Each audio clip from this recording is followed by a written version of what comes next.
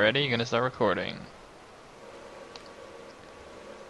Alright, recording has started. Welcome everybody to the Chronicles of KasPra, episode 2. I am Sayle, and with me are KasPra and nOoNe. And today's theme is gonna be how to stop a rush, because last time we told you, if you want to get better, gotta play a macro game. But unfortunately, lower levels on ladder, or rather all levels on ladder, are quite cheesy. So today we're going to show you and talk about how to survive the early game. And of course, taking all the feedback from last time, I'm going to make this episode a lot more chill. I basically don't have any plan today whatsoever. And even nOoNe cannot get on the server. So we'll see how it goes. Alright, switching scenes. Oh yeah. It's not letting me join your game. Nice.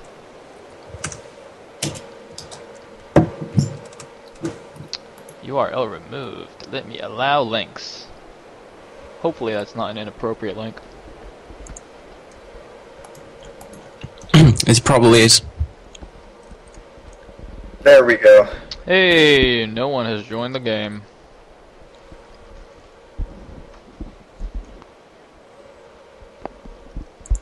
Alright, now, first of all, a lot of...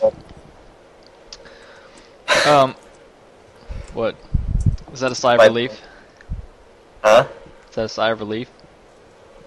No, look at my download. It's pretty gosu. Yeah. That's perfect, so we can just talk for a little bit. So basically, one of the most important things, I think, in defending these cheeses is just having actually died to them before. Because, once you've lost to 4-pool or whatever a couple of times, you basically just figure out what you're supposed to do against it, and then you don't really have to ever lose to it again. It's basically just comes down to experience, in my opinion. For example, in SC2, in PvP, cannon rushes are surprisingly good. So on ladder, I lost to like 5 cannon rushes in a row in PvP. I was like, holy shit. And they were like all different like variations of the cannon rush. And then after that, I pretty much just never lost to a cannon rush again. I just like figured it out. I was like, oh, okay, cool. What's your take on that, nOoNe? I'm currently in a discussion with Yellow, talking about why the server is lagging so bad, so... Nice. How useful for our viewers. Alright, KasPra. What about you? Yeah. Wait, so you ladder a lot at like at DD+. Do you see a lot of cheese on the ladder? I'd imagine you do. Yeah. It's pretty much every game I see cheese and all-ins. Especially against Alright. I think we know what you were going to say, but okay.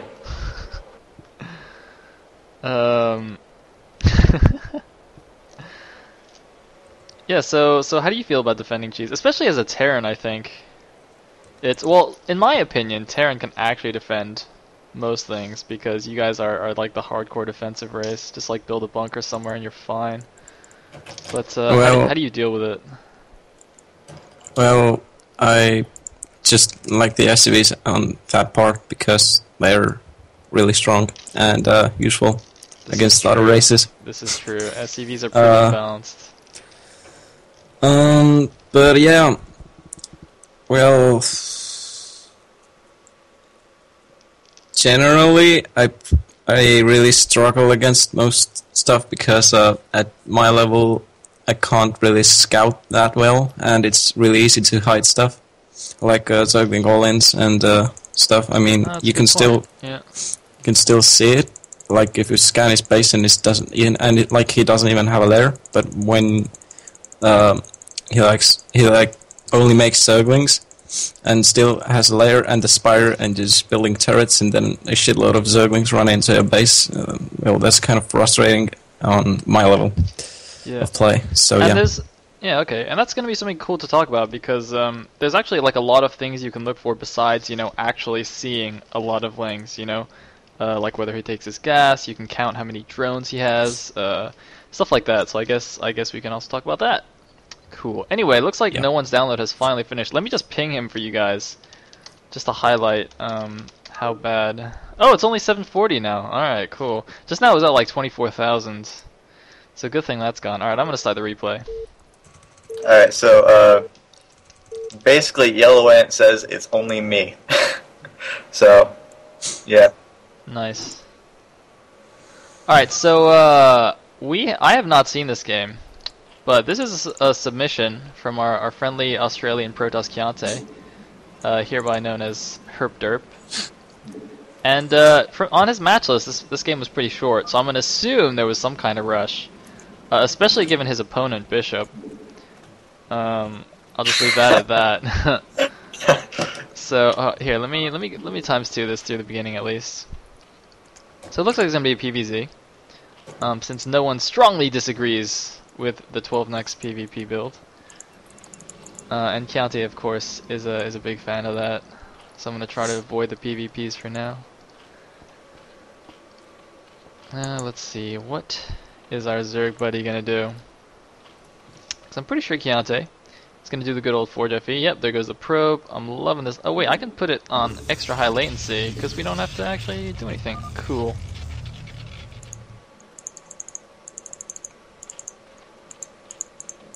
Now that I believe is. Hold on, in this position, what is it? Gateway on. You gotta tell me the wall in, man. Wait, dude. Why is the game lagging so much?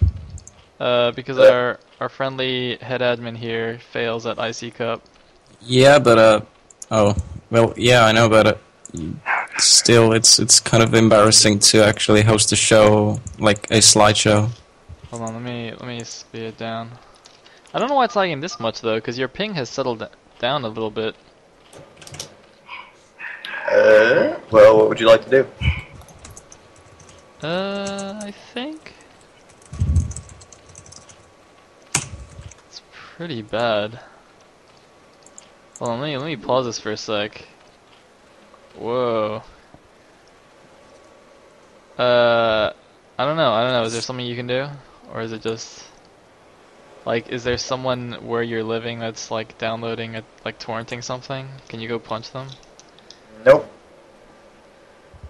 Huh. I am completely alone.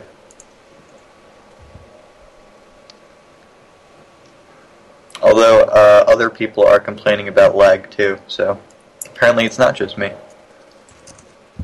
Alright, well hopefully Yellow Ant doesn't just like shut down. No, Garit, it's not me this time. No one actually was having like insane difficulties before we started the show. And I'm kind of praying that Yellow Ant doesn't actually just troll us and shut down the server mid-show, because I wouldn't put it past him. Well, I told him we're in a show, so... Why would you do that? Now he's totally gonna do it. Like, come on, have some sense here. Anyway, I'm gonna start this again, see if it's at least tolerable. KasPra, can you, Oh, it seems fine now. A little bit laggy. Anyway, so what we're seeing, we have a 9-pool gas, but interestingly enough, he didn't make Zerglings. I'm not sure why. I would have oh wait, no, never mind, the pool only just finished. Ha! I'm gonna blame the lag on my lack of noticing that buildings were not finished. Notice he only mines just enough to get 100, or just barely 100 gas, so he's gonna get speed. And he is making 6lings, of course. That's totally normal. Now, first things first. If you want to defend early lings, you gotta have a good wall in. This is not good wall in. I'm sure no one will be happy to tell you how bad this wall in is. Fucking sucks. Alright, pause. Let me talk about this. Alright. Alright, Protoss players. For the love of God, learn a correct wall. You'll get free games just by walling correctly. From nonsense, ling all-in bullshit. Put, in this position, put the forge, you see that little, like, the edge on the left, down? Could you box that, Sayle? You know what I'm talking? I'm boxing it. I don't know if Okay. you're watching the stream. No, I'm not. Then flushed on the right should be the gateway. And then pylon wherever you want it. So that's a 1 hex exit for lings to get in. Yep. Basically, you want the forge. Forge is on the left. Yes. I gotta make sure I do this right because I suck Forge at is one. always on the left, yes. All right. Forge on the left here, flush against this cliff. Gateway on the right, flush against this cliff, and then you'll end up with a single hex entrance right here down the middle between the two buildings. It'll be completely link tight on both sides. So you can just block that with a zealot or a probe or whatever you want, depending on how fast the links get there. Yeah, and Fighting Spirit is actually positionally imbalanced. You can only do those 1 hex tight SimCities in the bottom left and the top right. If you spawn top left or bottom right, you're screwed. So yeah.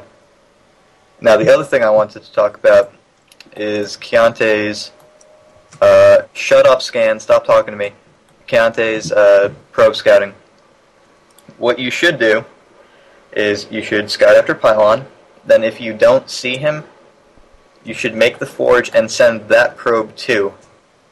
And you should send him bottom right. Yeah. So you're double scouting. Let me just point this with my mouse on the minimap. So basically, I didn't show this while we were watching it because we had some issues. But Keontae's original probe first went to the top left here, and then bottom left, and then bottom right. So he basically scouted the Zerg last. What nOoNe is saying is, should have sent the probe to the top left. When he sees no Zerg here, he should send the probe that makes the forge down here. So he actually has 2 probes, one going down this side, one going down that side. Yeah. Then he would have seen this 9 pool much earlier. And you will actually straight up die to 5 pool if you don't do that. So and do if that. you're unlucky, rather you should say, if he 5s Yeah. pools and you scout him last, you're dead. Yep. All right, let me continue the replay. Where did his probe go? Okay.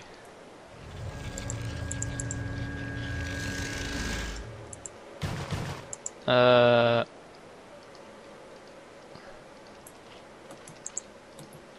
looks like link speed is halfway done. Keontae making the Nexus rather than a second cannon. Not sure how I like that. Against a 9 pool, going a second cannon. Oh! Did he just wall himself in completely? Yes, he did, and it's still a shitty wall. Yeah, it's still not link tight. Would you like me to explain how to order your buildings versus different Zerg builds? Yeah, go for it. Alright. Versus 12 hatch or 12 pool, you should go 13 next, 13 forge. And then depending on what he makes, if he makes less than 6 lings, you only need 1 cannon. If you make 6 or more, you need 2, and you need to block. Versus a straight 9 pool without speed, you want to go pylon, forge, then depending on the positioning, if you're cross position, you can actually just go 1 cannon with the gateway and do a really tight pro block. That only works if you have good SimCity. In this case, you can't do that. I'm just gonna pause this since he's about to die. Or at least it looks like he's about to die. I really don't know why he's only got 1 cannon. If you see a 9 pool speed, don't be afraid to just put down. I mean, like a lot of players will think, oh, you know, I want to be cool like the pro players and only put down 1 cannon. But if he's going 9 pool speed, he's cut his eco like seriously, quite a bit compared to like the normal 12 hatch. So putting down a second cannon and then your Nexus, and you're still absolutely fine economy wise.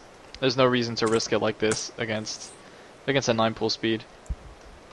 Yeah, and the correct thing to do against 9 pool speed is forge, cannon, cannon.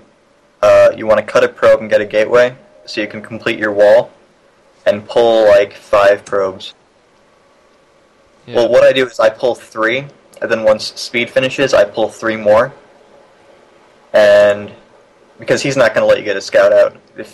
If he's like above C, you're not going to scout anything. So you need to assume that he's going to be doing a massling build. Now, what I do when I do this build is I get 6 lings, deny scouting, and if I see my opponent is just assuming I'm going to ling all in, because that's what you really do need to do, I just make completely drones, and it balances out. But what some Protosses will do is they'll only put like 2 probes to block, and I punish the shit out of them for it. So don't be one of those Protosses. Be safe.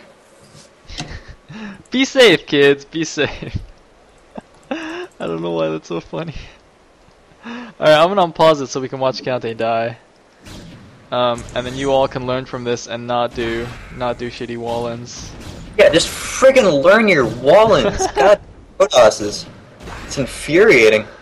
So, this is pretty much over. It's also lagging like crazy. It takes like 5 minutes to learn a proper SimCity. Yep. And people will just not do it. And of course, since Fighting Spirit is pretty much the most played map next to Python, you can just like learn Python and Fighting Spirit wall-ins, and you're good to go. Should I like show them how to do it? Do we have time for that? Oops, wrong banner. Yeah, sure. Let me move. Alright.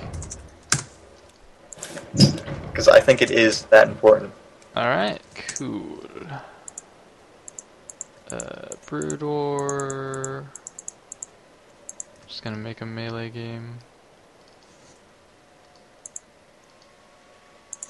Oh, this is going to be boring for the non-Protoss watchers. We should have had made like a pre-made save game or something. Well, say about I'm a Zerg player.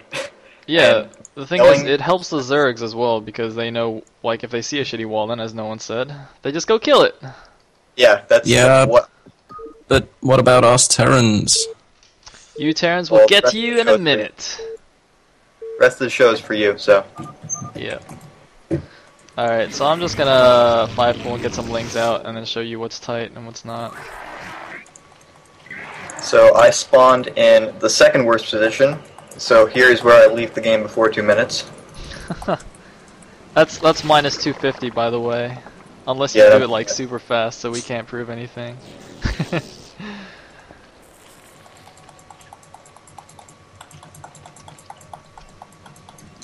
And for ZVT, the bottom left is the imbalanced spot. Because you can do an 8 racks in your natural and have a ling type wall. Although most Terrans do not know about that, which is good. Yeah, because no one's bad, so he can only win with lings.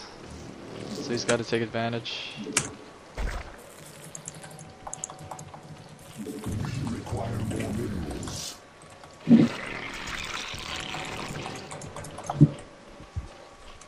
A lot of people like putting cores in their wall. But I don't like doing that because, as you all know, I am very much a fan of 4-hatch Hydra. And when you do that build, you get whatever is in Protoss's wall. You know, it's funny, I just recently I went back and watched some of the old Brood War Day 9 dailies, and he did one daily of him versus G5 in, I think it was WCG, and he said pretty much the exact same thing. Like, G5 put the core in his wall, and Day 9 was talking about how he didn't like that. So yeah. Although Day 9 likes lurkers, not hydras. That's true. I think that's actually why he said it was bad. He said, "I'll just make some lurkers and kill it." Why am I scouting? I'm dumb. You are pretty dumb.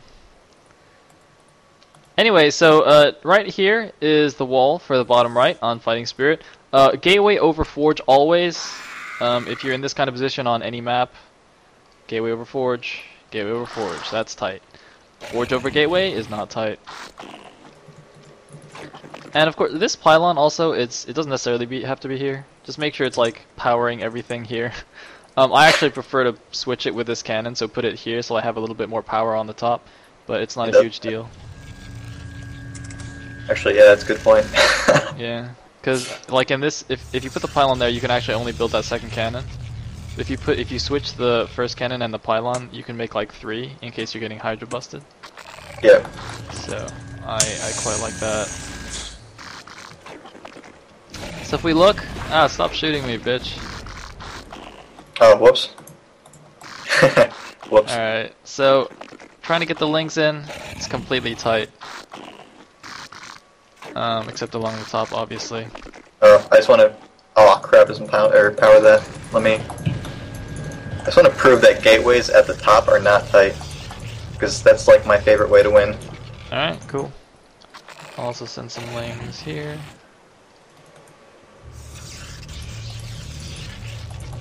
And like, you not just learning these wall-ins will win you games.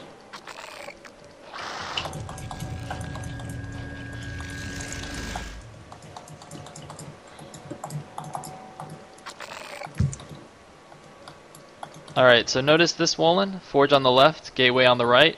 It's tight on the left and right sides, and there's a 1 hex space in the middle, so 1 zealot can block this off completely from lanes. And if you put the gate on the left and the forge on the right, it's not tight. It is not tight. Yep, just gonna show with the lings, can't run in on either side. And this space is 1 hex.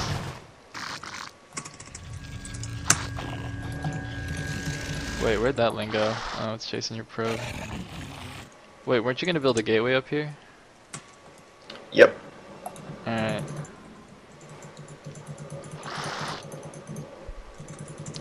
Gateway, gateway. Alright, let's see it. Can I run in? Oh, look at that. It's not flush against the top. And it's obviously not flush along the middle. Oh, you cancelled it. Alright. Again, in these positions, gateway over forge, always gateway over forge. Once again, I do like to put the pylon slightly more centered. But it's not a huge deal. I suppose if you're getting Hydra busted, it could be a huge deal. And of course, completely tight along the bottom. Yay!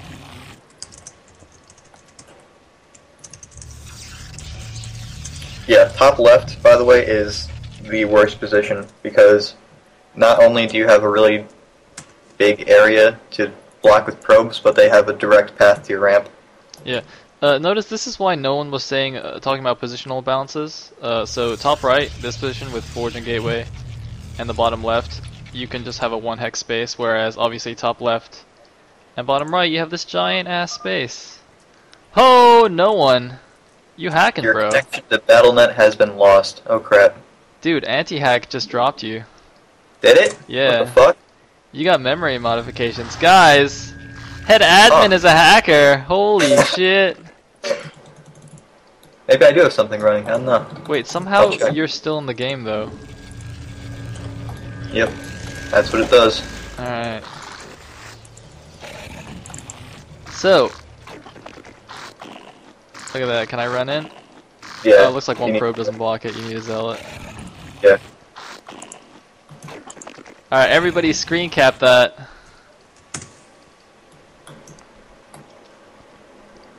Oh, this is actually quite funny looking wall-in on top right. I will admit, guys, I only recently learned the proper wall-ins. My wall-ins are notoriously bad. And who did you learn this wall-in from? A certain hacker on, Oh. on Icy Cup. Yeah. Alright. Okay, cool. So that is our little PV segment of the day. Now, once again, that's not only for TOS players. If you're a Zerg player and you see a shitty wall-in, you can just run in and kill them. So yes. So although we do like to play macro games, it is certainly reasonable to punish someone for not learning their wall-ins. I do it all the time.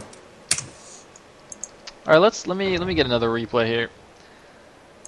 Ba-ba-da-bum. Going to my replay folder.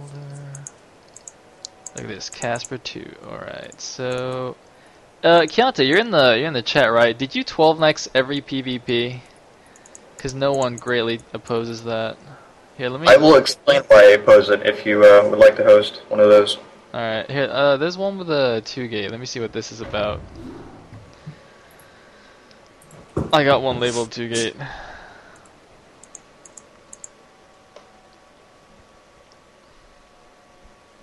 It seems my lag is fixed somehow. I guess anti-hack got rid of it for you. Apparently.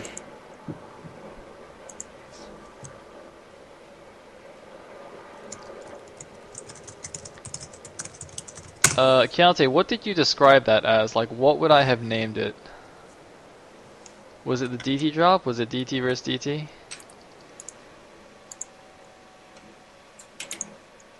By the way, something is up with my Ustream. Like, you know, normally in number of viewers, Keontae, you know, normally in number of views it says like the number of actual viewers and then slash the number of like total viewers altogether. Like, my total viewer count is staying at 0, even though I actually have viewers. Not really sure. Anyway.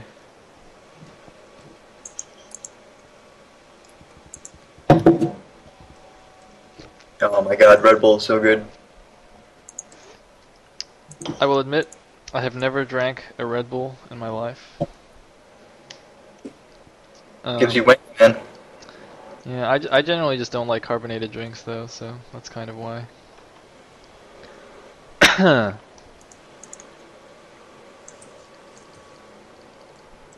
Go, go, go.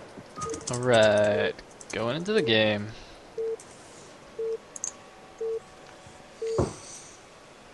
Oh, by the way, guys, if any of you saw the thread, or rather, like, saw the thread half an hour ago and not very recently, I was supposed to be doing a grudge match between Supernova Maniac and Folon after this, but SNM is a dodger, as you will see if you go visit the thread. Yeah, Cole and Shawnee are both streaming right now, so I'm not going to get a huge viewer count. That's fine.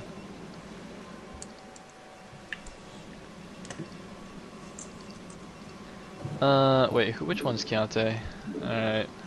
Derp derp. Does he 12 next?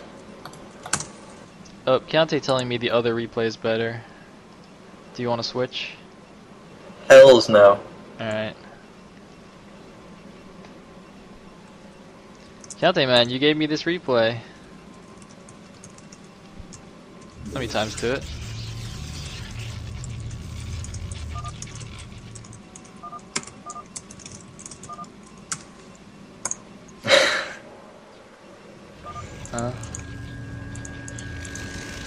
I don't even... Oh yeah, so it's not a 12 next. Alright. Cool.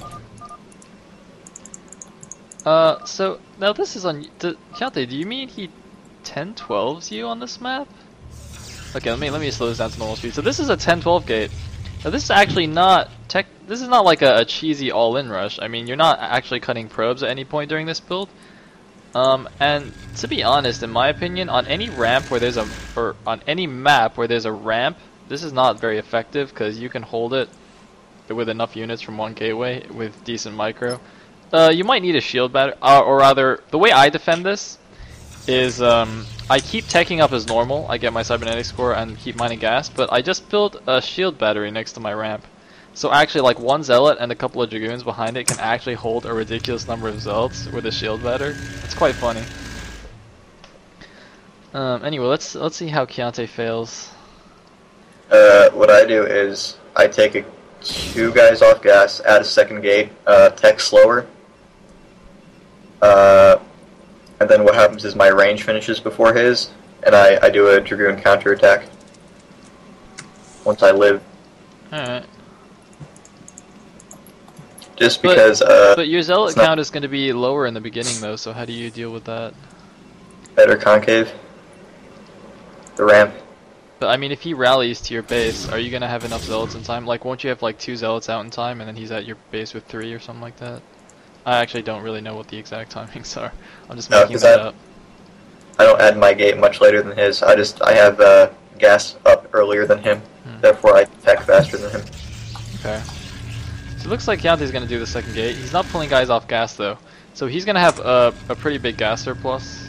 Yeah, looks like he is pulling 2 guys off gas. Okay, that's cool. You notice he does have almost 400 gas right now.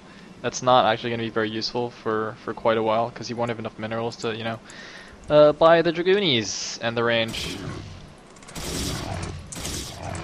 It's really important to hold the ramp, though, and not let him break you. Well, see, this is what I'm talking about. The second zealot isn't there in time. Like, this is why is he facing the friggin' probe? Oh. Would that zealot have been there in time? Yeah, absolutely. And then this third guy would pop out and he'd be fine.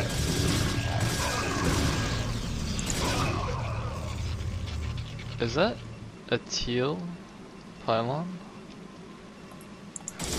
What is he doing?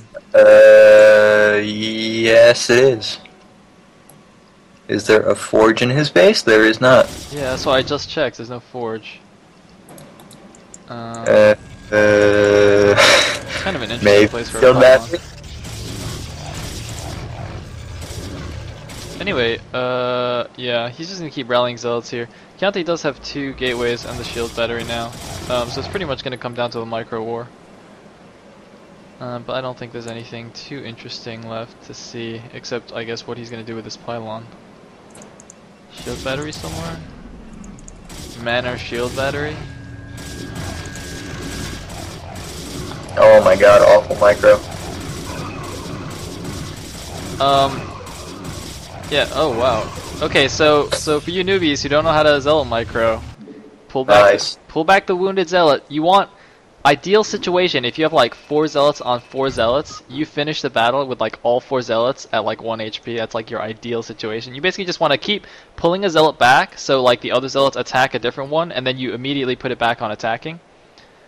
And then just keep doing that for all your zealots, so that you spread the damage as evenly as possible, and get the most hits in.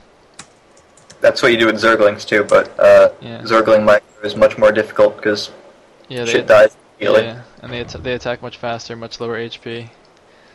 Alright, let me get another replay. Alright, let me get a Terran in here, because we haven't shown any love to the Terrans yet. So, Chianti, would you recommend against Practice with Numbers or TA Spud? These were both relatively short games. Are there no, like, BBS or 5-pool games or whatever? I don't know. Alright, I'm being told TA Spud is a 5-fact push. I'm not a deal with that shit. Except apparently played Cole. Except, did you get 5-pooled against Cole? Cole wouldn't 5-pool.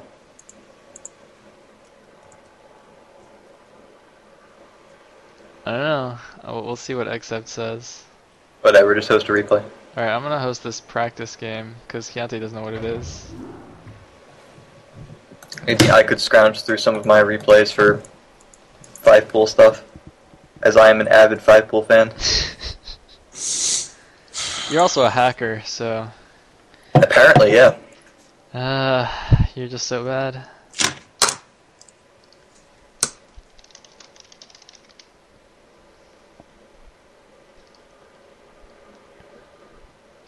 Alright, finally getting the Terran in here.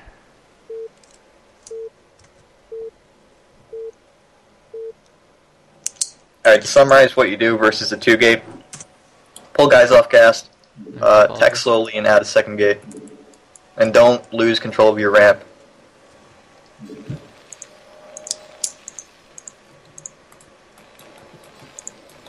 Cool. So, it looks like PvT on Fighting Spirit. Now, I don't know what's going on in this game, but it was relatively short game length from Chianti's match list. So I assume there's going to be some kind of early aggression into death.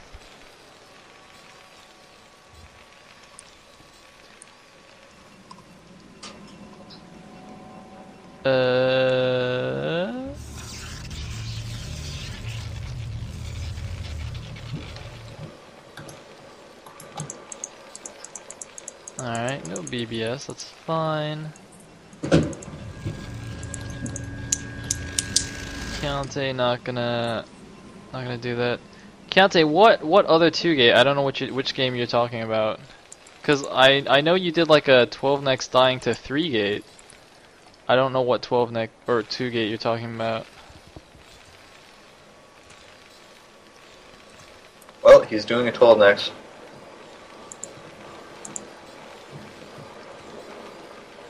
Is he? Tro-lo-lo-lo-lo. Although this is actually legit in PvT. As long as you understand what its strengths and weaknesses are. Let me explain what its strengths and weaknesses are. When you go 12 next, basically what you're saying is you want more units, but you're slowing down your tech quite a bit. So what that means is you'll have more Dragoons, but the Dragoon range and any Observer tech, especially Observer tech, will be very delayed. So make sure you're aware of that.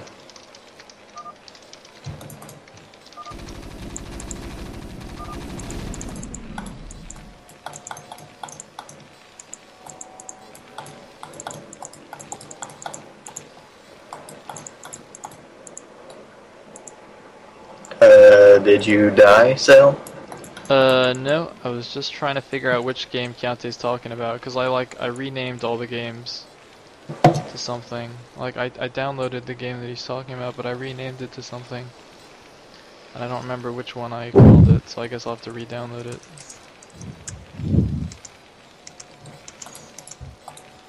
Keontae, can you resend it? Because I downloaded it, but I renamed it, and I don't remember which one I renamed it to. Because from your description, I'm pretty sure it's the 12 next losing to 3 gate game. Oh wait, no, it's the... Is that the DT's game? Is that the DT game? Oh wait, shit, why am I still going on ×2?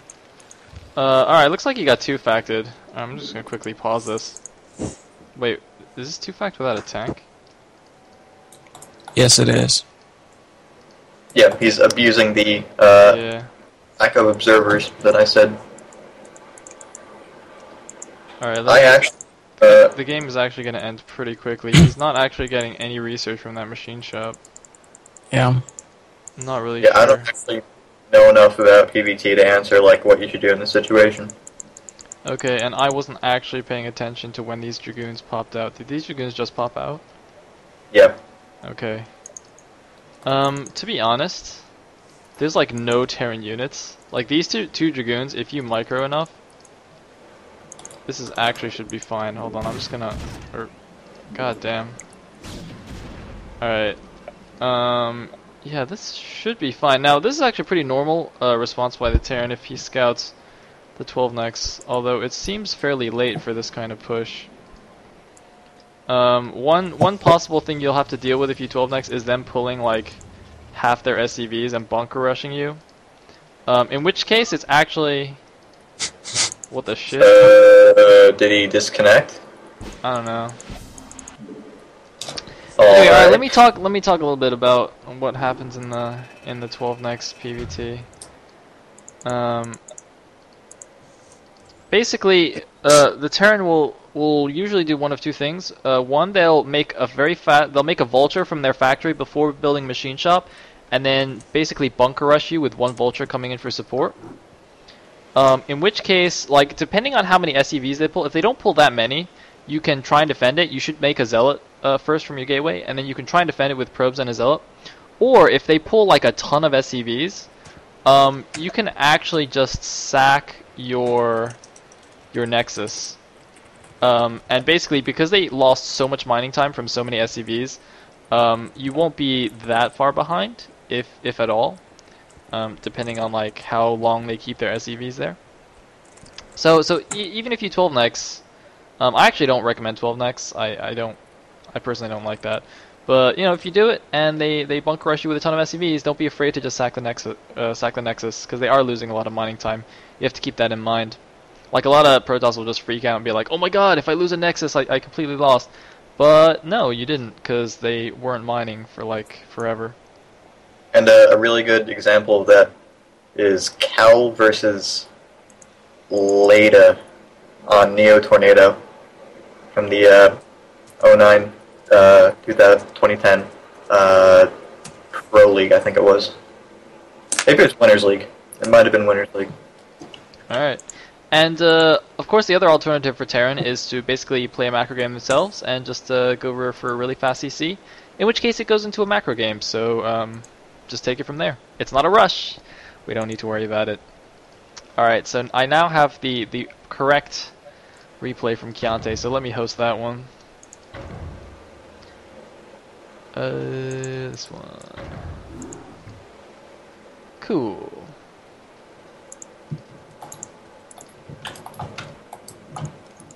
And which one is this? This is him losing to a 2-gate, I think. I don't know if he 12 next. I don't know.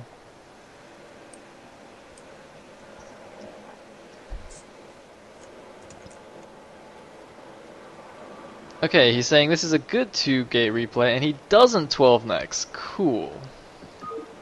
Okay.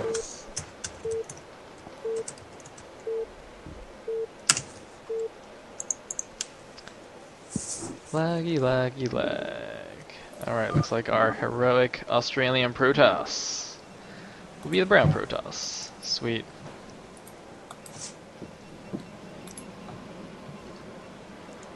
Speeding it up, going to ×4.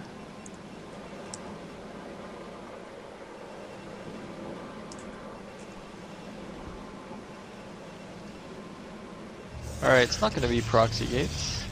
I guess it's just going to be 10-12 again. And hopefully Kiate responds more appropriately this time. Yep, there's the 10 gate.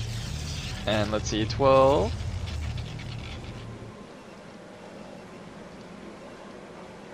Yep, there's a 12 gate. Alright, cool. Kiate going 1 gate tech. Pretty standard.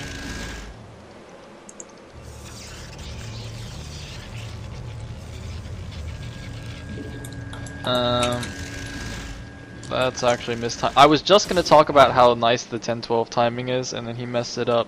What I wanted to say was, one of the cool things about 10-12 gate is if you make like your zealot from the first gateway immediately, as soon as that zealot finishes, you can actually produce from both gateways simultaneously. Like the second one will just finish.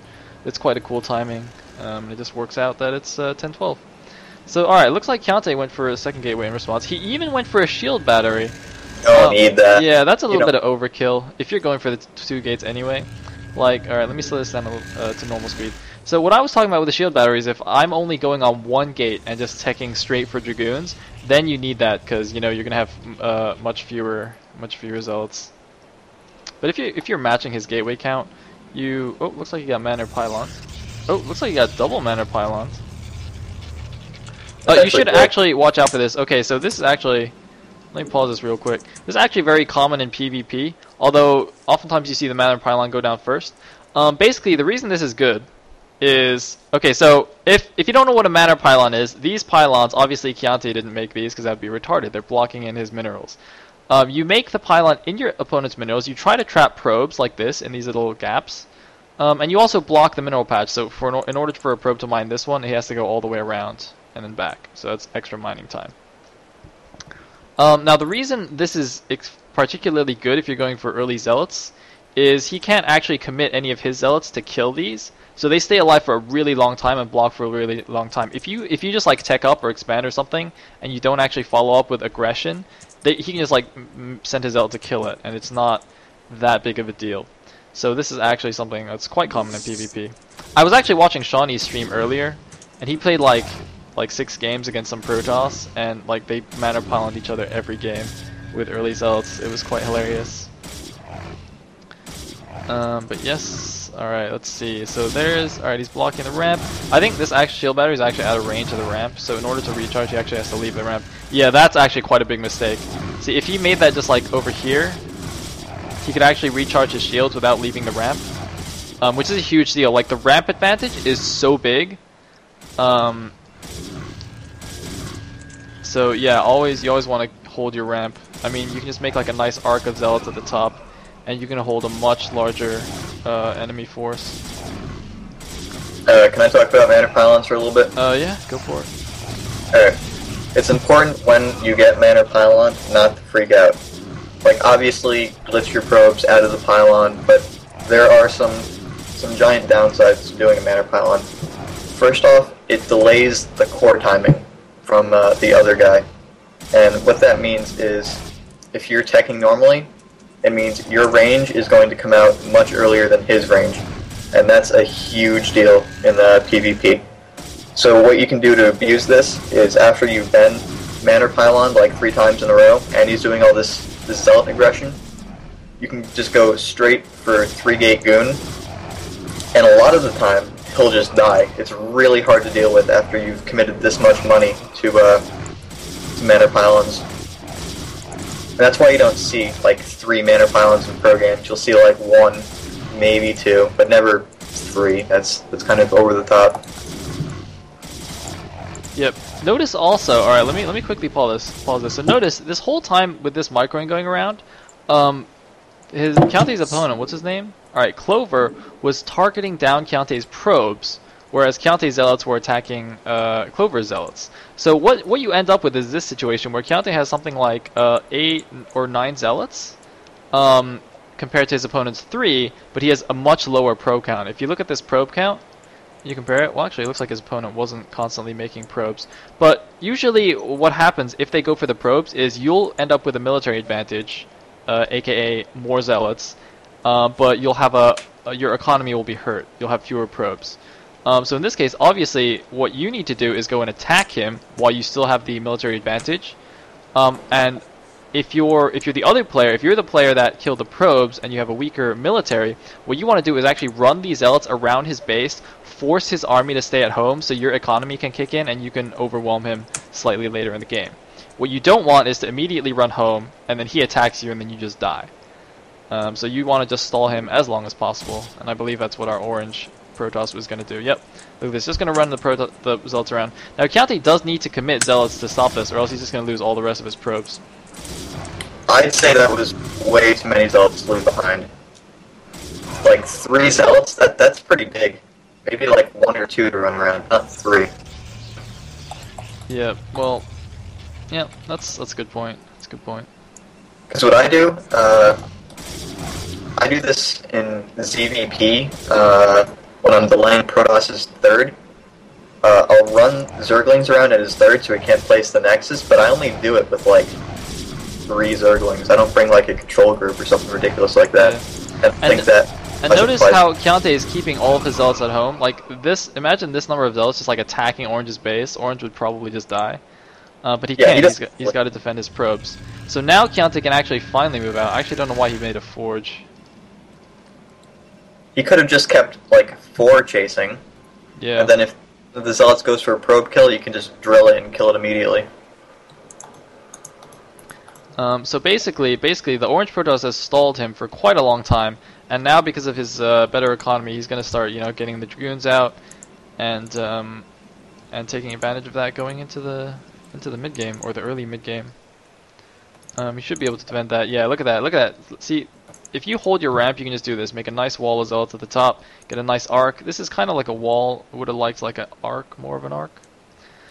And you can defend like infinite zealots. It's quite nice. Yeah, what happens is only 2 zealots can attack what's at the top of your ramp, and you have 3 zealots there that can attack, and that adds up real fast. Yep, especially if you have like 2 Dragoons behind it. It's just pretty much impossible to break this with just zealots. Unless you have like a million, which Counte actually does have quite a few. But it's just not cost efficient to break this ramp. Like Counte's going to lose so many more zealots than his opponent doing this. And even if he does get up, like these Dragoons will be able to hold position micro against them. By the way, newbie Protosses, if you don't know how to micro Dragoons, it's hold position, alright? It's actually a different command, like for every unit. So, for example, Vulture micro is patrol. Muta micro is actually like hold or patrol depending on what you're doing. Yep. But Dragoon micro is always hold position. Alright, the best way, like Dragoons, I know they're stupid, but the way you do this, you run back, hold position, and then they shoot, then you run back again. Alright, it's not stop, it's not attack, it's hold position. That's... Hey, why does he have like 3 cannons in his natural? Because he's bad. Yeah, he doesn't actually need these that early. He will need them eventually because his goons are going to be much slower. Notice also what's going on here. So this is actually very good. If you're in Counte's position attacking with zealots against Dragoons, the Dragoons will kill all these zealots eventually due to this micro. However, what you can do is split his focus. So basically, while he's microing, this is actually quite APM intensive. So you set like 2 or 3 zealots against these Dragoons, depending on how many you have, and you put the rest of your zealots in his mineral line. So he basically has to micro his probes and his Dragoons, and your zealots can more or less just be on a move. Like you can just have these zealots just chasing the Dragoons, and kind of micro these zealots and the probes a little bit, just so they don't get drilled very easily. But you can actually get a lot of probe kills like this. while he's trying to micro his Dragoons. Look at that, he's focusing a lot on the Dragoons, he's trying to do a bit of a drill, but he is losing, well, he's actually doing a nice drill. I think those cannons are actually, like, a horrendous blunder. He should have been getting his tech up and adding gateways instead of the cannons. Like, now that all the stuff is pretty much cleaned up, now he should be adding cannons, but... Yeah, because yeah, getting too his early. core is not done. His Nexus is not going to be kicking in for a while, and he has 2 gates. That's less than ideal. Indeed, indeed. This is actually a good point too, just in general. Well, first of all, of course, the general concept is, you know, you don't want to make it too many static defenses. But obviously in this case he's behind on Dragoons, so you know, he does need, and of course Dragoon range as well. Actually his opponent isn't getting Dragoon range yet, but he will need these cannons. But what you want to do is He put actually these got down. it already. Oh, he got it. Oh, it's finished already. Okay, never mind. So what nOoNe is saying is you want to put these down as late as possible, because look, these cannons were done like 30 seconds ago while this attack was still happening. So basically these cannons will be sitting idle here for like a minute and a half, just doing absolutely nothing. Instead, what he could have done is spent that money to get the cybernetics core faster, get, you know, 2 more gateways, because a cannon costs the same as a gateway. So he could have got 2 more gateways and his cybernetics core basically for the cost of these 3 cannons. So that's what he should have done, and then as soon as he sees his zealots are about to die, then you throw down the cannons, and they'll pretty much be up in time, you know, barely to hold off the Dragoons, because the Dragoons do have to walk quite a bit of a ways to get to your base.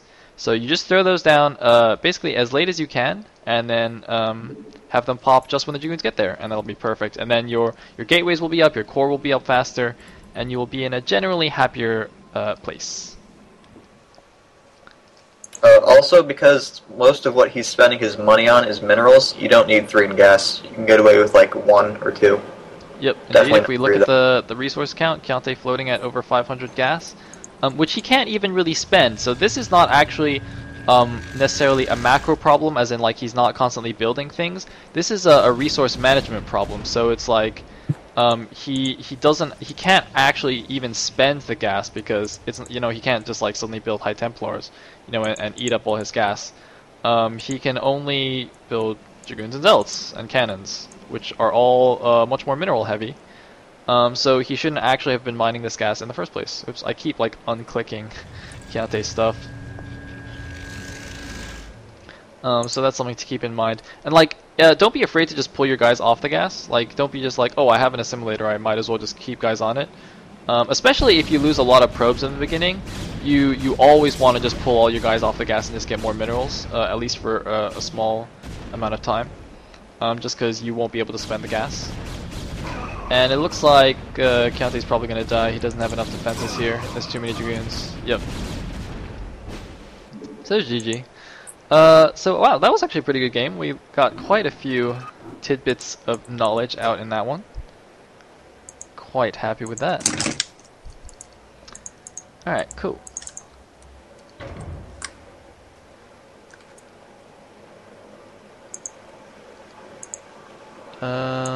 So let me see if I can get another game.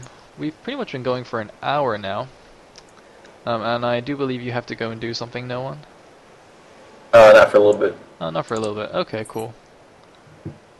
I have an hour left before I need to go. Alright, alright. Chianti says the others. Alright, so I'm gonna not do... Alright, so the next one won't be a Chianti one. Let's see. I actually don't know what this is. I don't even know the matchup. But this was a submission that KasPra got. So let's see what is in this one.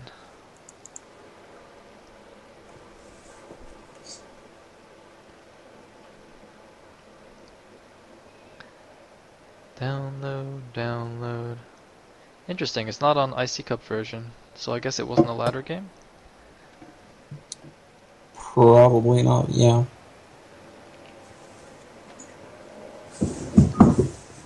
Alright.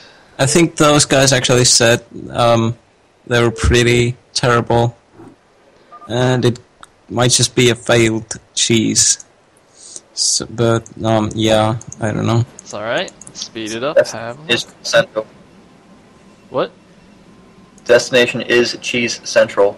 Indeed, indeed. And it looks like a 7 probe moving out. Let me just slow this down because actually it's quite difficult to follow a probe on ×4. That guy runs super fast on ×4 speed.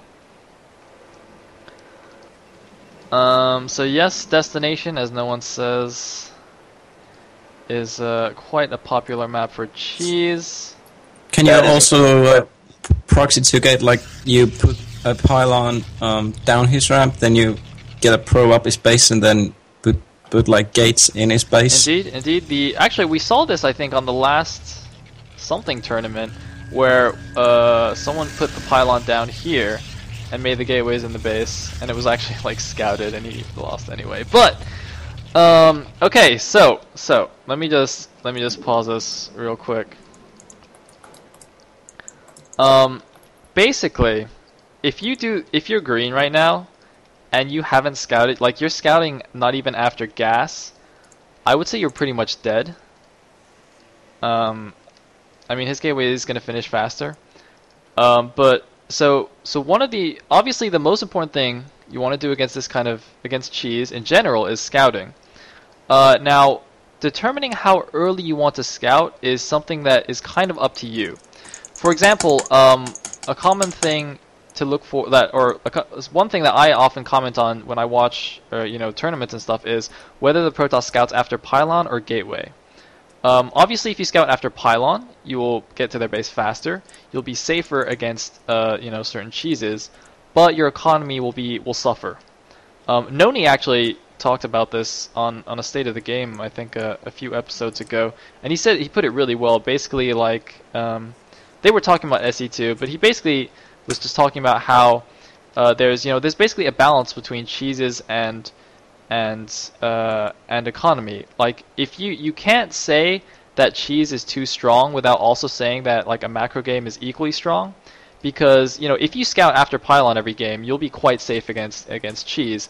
However, if like it's a PvP and he doesn't cheese and he scouts you after gateway, he's just automatically going to be ahead because he scouted later than you, and neither of you are cheesing. So it's quite an intricate balance in that regard. However, on Destination... Alright, I have 30 points about this. Alright, go. Whenever you scout, you should have a reason for scouting with your timing. For example, when I play PvT, I scout after core, just because there's no reason for me to scout before that. I just want to see if he's doing an FD, a 2-fact, or a siege expand. Like, that's all I'm looking for. As opposed to PvZ, where I scout after pylon because I want to see what his pull timing is. So you should set up these timings for yourself, where your worker is leaving your base at a certain time to see what a key build that you're looking for from your opponent. You want to look for deviations that you've thought of before the game. Indeed. And of course, if another thing, as I was saying before, defending cheese is a large part to do with experience. So basically, like whenever I play this map, I will often just send a probe up here randomly anyway, just to check for this kind of garbage. Another map where that happens a lot is Heartbreak Ridge. You will often see Protosses just check. For example, if they spawn in the right on HBR, you'll just send a probe to the left of your base just to make sure he's not building gateways there. So it is an experience thing. But basically, like, if you're green, if you lose to this, you'll just be like, oh, okay, I've seen this now. And then from now on, if you can still scout after gas, or I don't actually know when he's going to scout. But before you do, you might just send one probe just up here just to take a peek, make sure this isn't happening. All right, now I'm gonna unpause the game, and let's see how he tries to defend us. Let's actually see when he's going to scout. I also just want to notice that this proxy is like 30 seconds late. Yeah. Well, not 30 seconds. Well, I mean, like green is queuing up zealots and building a second gateway for no reason. So, I mean, both these players aren't exactly top caliber, but Whoops. hello.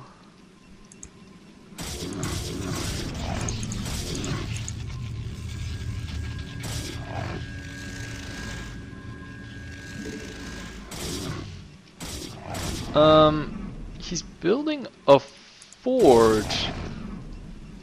Oh, okay. Whoa. What? Okay, I'm back. this is this Paradise versus Kid Canada all over again? Okay, so Green just sent his zealots, I assume, to kill that pylon and probe, and now he's leaving his probes to die. Don't do this. Keep your probes alive. Also, I assume he's building a forge because he wants to like cannon his mineral line, but that's completely unnecessary. You've matched his gateway count. The 150 for this would actually be better spent on a third gateway or a shield battery. For micro purposes, but forge is not good, and this is just absolutely horrible. He's just losing all his probes. I don't really know why. Something important when dealing with this stuff is understanding that it's like not all in, which is really sad, but it's true. Because while this is going on, the top Protoss can just keep making pylons and probes, and if you're not, you just fall behind real fast. So make sure you're doing that. Indeed.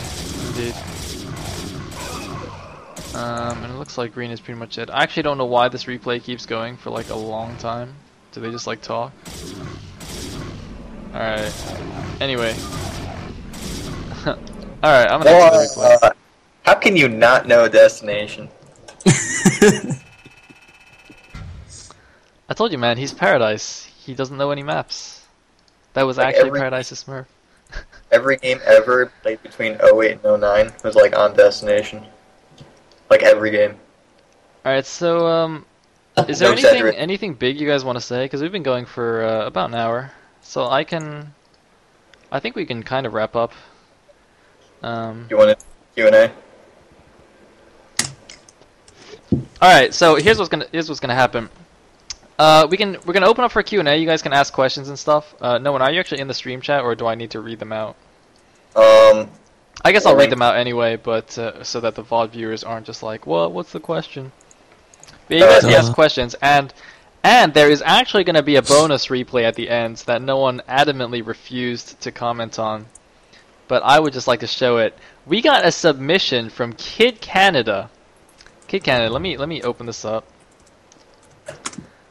We got a submission from Kid Canada. Check this out. LRM Oya versus NB Astro. So this is basically two A- players. Well, they got A- this season, but not sure if they're solid A-minuses. But anyway, they're pretty good players. And of course, NB Astro is Kid Canada. So I'm quite curious to see what this game will look like. But we won't be reviewing that officially. This will be after the Q&A. We'll have a look at this game and just check it out for fun. Well, he did say everything in that game went wrong, and this is a nice exhibit for players who wanna, who dream about A-, because he said this is like how horrible A- players actually are. Alright, sweet. So do we have any questions, or were we just so awesome in explaining stuff? Or maybe everyone just wants to watch Kid Canada. Yeah, I'm pretty sure they just want to watch the replay. Or someone actually asked when it is a good time to 4-hatch. I don't know if that's trolling. I'm pretty sure Hypnotoading is trolling. 7 days a week, 24 hours a day. Yeah, it's always a good time to 4-hatch. Or I should say this: it's a good time to 4-hatch if you want to win pretty easily, but you don't want to go all the way and be South American. Let me explain this. For this build, like you can do the standard 3-hatch Spire into 5-hatch Hydra. You can do 4-hatch before gas, and you can do 5-hatch before gas. They are all stylistic choices. You don't need to do any of them. It's completely up to you. Alright, Except has a good question. He basically says, if you scout... So, in the last game, if Green had scouted that in-base 9-9 gate, what is the best way to respond? Alright, let me take one. Go for it. Alright, you want to defend with the least amount of commitment possible. Now, what I mean about this is you should have a friend in base 9-9 you, and say something like, I will make 2 gateways, take everything off gas, and see if you can hold it with that shield battery. If you can do it, then there's your answer. If you completely rape it, that's actually not so good. You want it to be close, that way you can counterattack and win right there. Because what will happen with good players is you will overcommit with your defense, and you'll kill everything in your base. But during that time, you spent so much money defending it that he now has like 10 more probes than you and 3 gateways and planning on expanding soon. So practice that with a friend. Then say, I'm going to make 2 gateways and a shield battery, but I'm going to stop after X zealots and add on a gas. Then you play that out and you say, wow, this feels much better, and I'm not behind you, so let's do this from now on. Yep. I think in general, 2 gateways and a shield battery will defend it fine. Because your gateway will be slightly later, so you'll be slightly behind in zealots, so you kind of have to make up for that with the battery. But because he pulled the early probe and built those buildings, his economy will have started off slightly weaker. So building the extra shield battery won't really put you behind or anything. So I think generally 2 gateways and the shield battery should be okay. Cutting probes, again, as no one said, if you keep cutting probes, he's going to build probes, and eventually his eco will actually just be better than you, despite his proxy gates. So, I mean, it depends how comfortable you are. I would say if you can afford to pump zealots from both gateways and still make probes, which I think you can. Like you basically I think you can. You cut like 1 or 2 probes in the beginning just to get the second gateway down and the shield battery down as quickly as possible. But after that, I'm pretty sure you can just keep making probes and zealots from your 2 gateways, and you'll still be fine. So just try and cut as few as possible. I think you can get away with just cutting 1 or 2 at the very beginning, and then you can just keep making them. Because your economy is going to be stronger than his in the beginning, so you can actually just keep making probes and zealots. Indeed, you panic mode when you scout it. Don't panic. Don't panic, just chill. For TVP, I don't have like any experience defending it, but a really good example of this is JF versus Go See Terran, I think it was. On Outsider. Yeah, from Outsider on in TSL2. TSL2. Yep. That's a really good example of how to defend. Let me actually type this in the chat. If you want to know how to defend proxy gates, it's or GN fade backwards is this on Outsider in TSL2. Check that game out if you want to see how to defend the proxy gates. But essentially, I think it's actually easiest for Terrans, because you just build like 1 bunker in your mineral line and get 1 marine into it, and you're more or less safe. Alright, I spelled it wrong. Whatever, man, whatever. But yeah, you basically just get one marine in or just get 1 bunker in your mineral line, and then build like all your other buildings around it so that they're in range. Don't just like build buildings that are like super far away, or they'll just get killed by the zealots, obviously. So of course, actually, one important thing though is you have to keep teching up. Don't just be like, oh, I'll just build a lot of marines to defend it. That's very bad, because actually what the Protoss is going to do is, as soon as you get the bunker down, he's going to tech up to Dragoons as quickly as possible, because Dragoons just completely own like Vultures and Marines. So you actually do need to get your tank out relatively quickly, even though he's proxy gating you. But otherwise, it's essentially the same as what we said. Keep making SEVs, defend with as minimal things as possible. I do feel that just 1 bunker and a couple of Marines is the simplest way to defend. If you feel that you're super gosu at Marine Micro, you don't even need a bunker, that's fine. But in general, I'd say just get a bunker, just be safe, and just have good building placement, and then you should be fine. Yeah, I really do think it's easiest for Terran, due to the bunker and the repair. Let me explain how Zerg deals with it.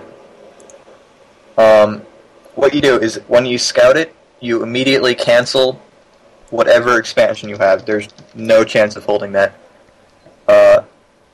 Then what you do is you add 2 creeps in your main, and you rally Zerglings to the opponent. You do not keep them at your base, you rally them.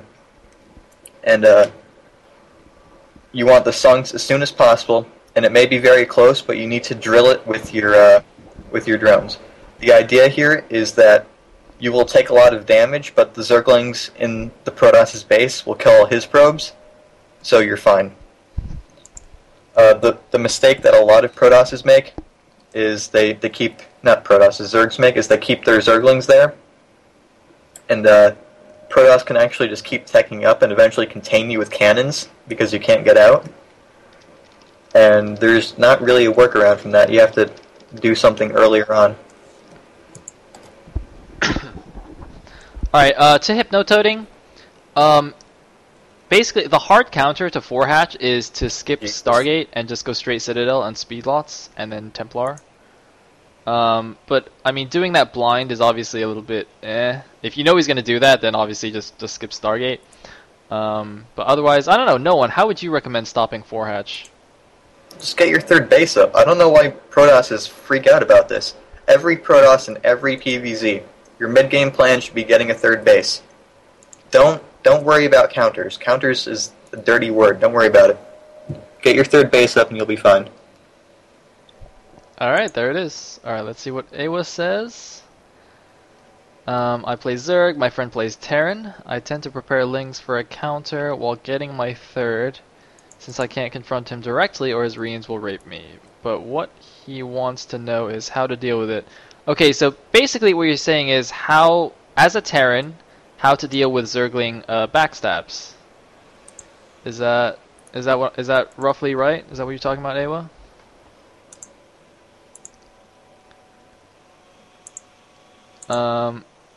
Yes, okay, good. nOoNe, as a Zerg player who loves backstabbing, what would you say? Alright, the first thing you need to do is, if you're really good, you can scan and count drones and, like, tell what his Zergling count is, but that's pretty hard to do. It's pretty So advanced.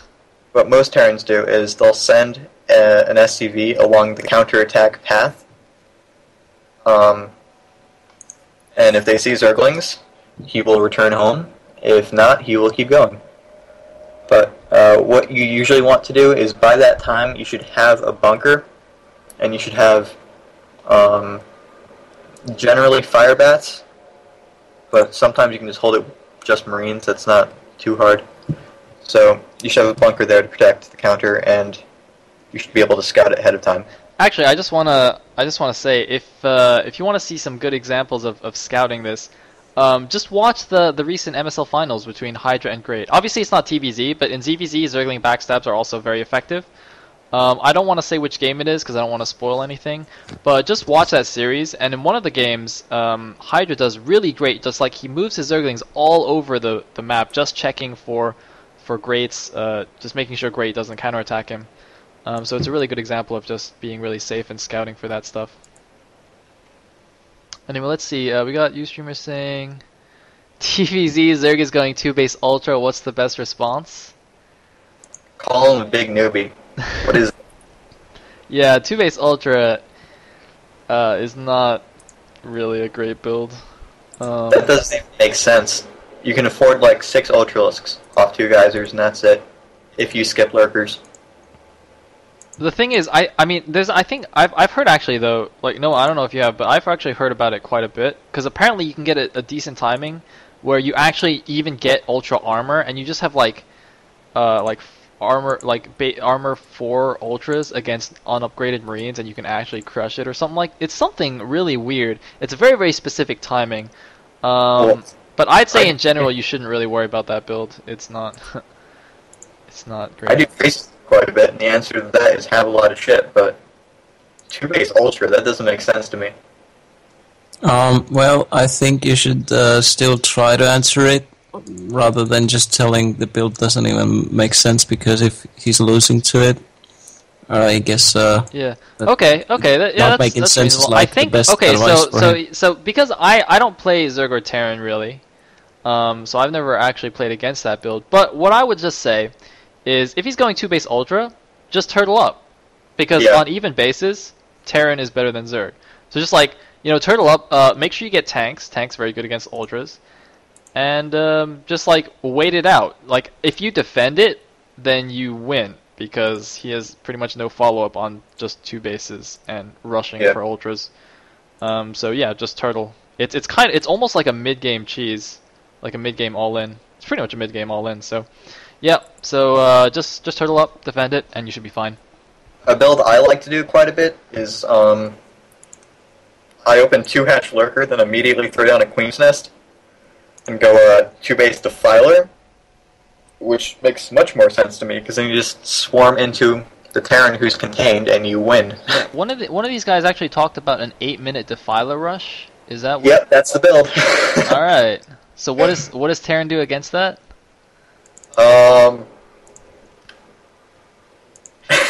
The one time I've lost doing it is where Terran got really fast mines, so I couldn't break in.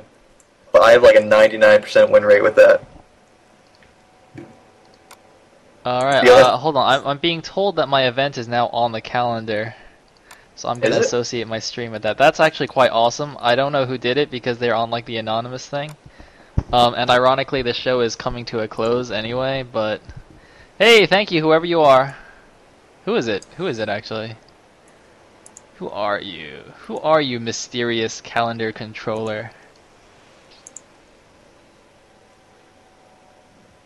Anyway, the other thing you can do is stay on 2 racks and get a tank really fast with siege, and you can bust out using just scan.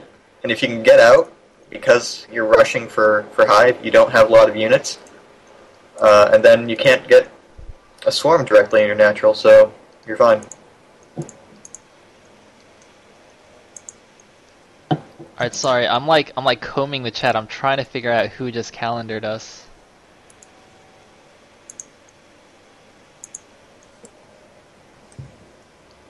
Mysterious person. Alright, any more questions? Hold on, I haven't been watching this chat. Alright, let me scroll up a little bit. Oh, someone asked a little bit ways up. In a standard EVP with Forge Fast Expand against, the standard 3-base Spire into 5-hatch Hydra, what should be my timings of Mutalisks and Hive?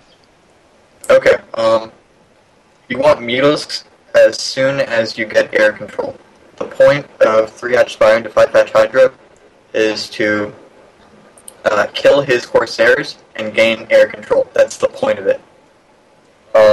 For Hive timing, you should build your nest as soon as you put down your 4th base, unless you're doing some crazy Sauron style. But that's fallen out of style. You can do it, but that's not what people do. Alright, someone also asked, is it advisable to do 12 necks into 2-gate obs as a D+ scrub, or stuff like FD, Fast Mines, Joyo, Rush, etc., just too strong without solid control? In addition, what is a good amount of gateways to stay on until I get my 3rd PVT, of course? Alright, I guess I'll take this one, since no one doesn't really play PVT. I personally don't have much experience doing 12 necks. I feel that 12 necks is a little bit risky as a build, and I mean, okay, there's been a lot of arguments. Like some people say, oh, 12 necks is actually safer against 2-fact, which I do believe it is actually. 12 necks I think is actually slightly better against 2-fact than say a 1-gate robo expand. But my advice to you actually is just to try it out, just to keep playing 12 necks, and see if you keep dying. Because if you keep dying, then you might want to change it. Or you might want to just say, maybe, I see you're saying into 2-gate obs, maybe, try playing around with 3-gate and then observers or something like that. I mean, I mean, 12 necks can hold things like FD pushes and mines and such. And so you're asking whether you can do it without solid control. Well, obviously I don't really know how good your control is, so you should just try it out. Try it out. The gateways question, I can give you a slightly better answer on that. Generally, it's kind of...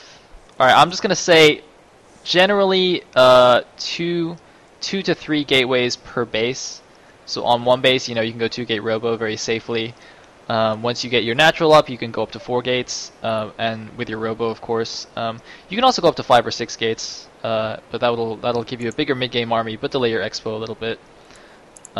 Generally, I like to just stay on 4 gates and get my third up a little quicker. I like to play a bit more of an economy game, but I think generally 2 to 3 gates per base is the correct number. And that also. Sorry. Can I explain what I do? All right. Go for it. Alright, this is what I do. I have an observer in his base. If I see he's going for any early timing, I go to 6 gateways with mostly dragoons, and I get a shuttle with 4 zealots in it, and I kill his push that way. If I see some sort of 2-fact plus armory flash style, I stay on 2 gates, take a very fast third, and start my arbiter tech. So it has to be fairly reliant on your observer. Indeed. I actually forgot about that point. Yes, it is somewhat reactionary. I just want to talk about 12 necks and like the main reason I don't like it. I don't like builds that come with the idea of, boy, I sure hope he's not BBSing me. Just because it doesn't make sense to me. Especially on the ladder, because you should assume that kind of stuff is going to happen. It's like, people would say, oh, well, 12 hatch, that dies to BBS. No, it doesn't, because if you have good control and you know what you're doing, you can hold it quite easily. If you go 12 next, you're just completely screwed versus a BBS. I'm not KasPra, I am nOoNe. Yep. that is Icy Cup nOoNe, guys. He's B rank Zerg. He knows what he's talking about. Yeah. Alright, I'm just gonna quickly plug. Someone said, when is the Icy Cup Down weekend event? That's this weekend. Today's Thursday, man. It's not the weekend. Just chill. I'm gonna be casting there's actually Winners League matches, so I'll be casting those live. Anyway, back to the normal questions. Someone said, what do you think about skipping Sares in PvZ after an FE? Totally bad idea? Okay, I've actually had a recent crisis about this because I used to just pretty much stop making Sares after the first 2, which I think is still okay, like it's still safe. But recently in Pro League, I've seen a lot of Protosses just keep making Sares. And to be honest, like, okay, so I personally have a lot of bad experiences getting my High Templars sniped by mutas, thanks to a certain someone in this cast. I don't know who you're talking about. A certain hacker. Oh, looks like I got dropped from IC Cup. But feel my pain. Feel my pain. Yeah. But yeah. Essentially, I think it should be okay. Theory-wise, it's safe. You can just stop making Sares after the first 2, and he's not like going a ton of muta, or at least like a ton of early muta. You should expect him to. A competent Zerg to eventually get like 9 or 10 or 11 mutas and snipe your High Templars. So you should just be mixing in a fair number of Dragoons and a couple of Archons, and you should be okay against that. You don't like necessarily need Corsairs to defend against that.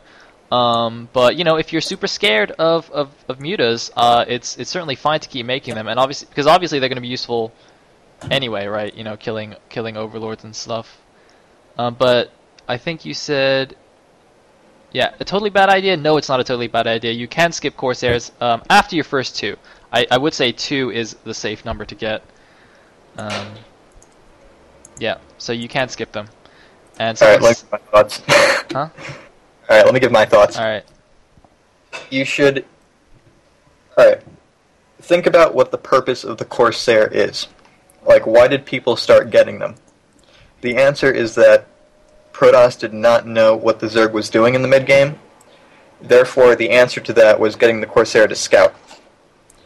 Now, in this day and age, I'd say 99.9% of Protosses are going to be doing... Not Protosses, Zergs are going to be doing 3-hatch Spire into 5-hatch Hydra.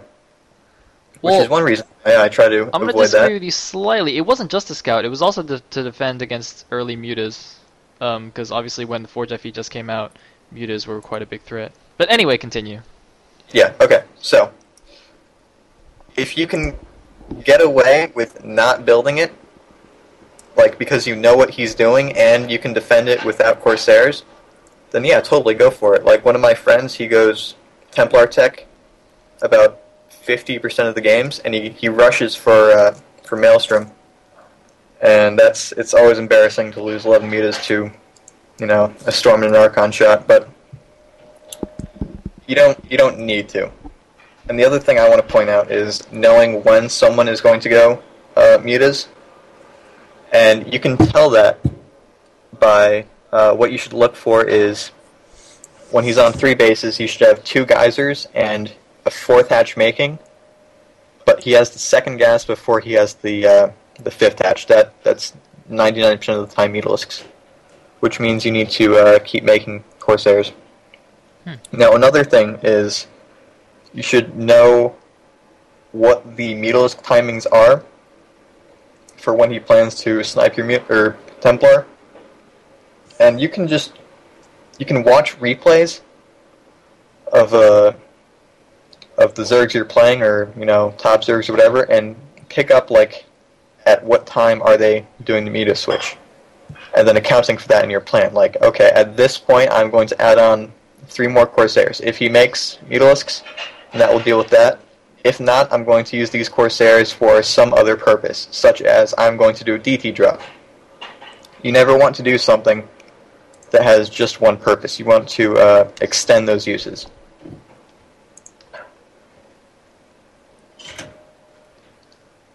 Alright, cool. We're actually getting a lot of questions. Okay, someone said, what do you think about skipping Irradiate in TVZ for 2-port and 5 to 6 Wraiths to kill Defilers before they swarm, and possibly some drones? I don't think that's a good idea. You might get like 2 Defilers and a couple of drones, and then he just makes a rounded Scourge and kills all your Wraiths. So... Scourge not kill Wraiths. No good Terran is going to lose Wraiths to Scourge. The bigger problem is dealing with Hydras, because a good Zerg will see that and say, okay, I need to go Hydra Lurk now. And because Wraiths are so friggin' expensive, there's not really a good workaround for that. And then you have no way to kill the Defilers, then you're completely screwed. So you really do need to Irradiate. That's something that can't be worked around. Alright, another Ustreamer numbers guy says, if Zerg isn't teching to Hive ASAP but getting lots of Lair Tech units, should I still go ahead with the 9-minute push? No, you do not, because the point of the 9-minute push is to punish a Zerg who is weaker in units because he is teching for Defilers. That's the theory behind timing. The theory is I'm going to spend money on tech, but before that money towards the tech kicks in, the Terran is going to do a mid-game push that's going to kill me or get outside my natural.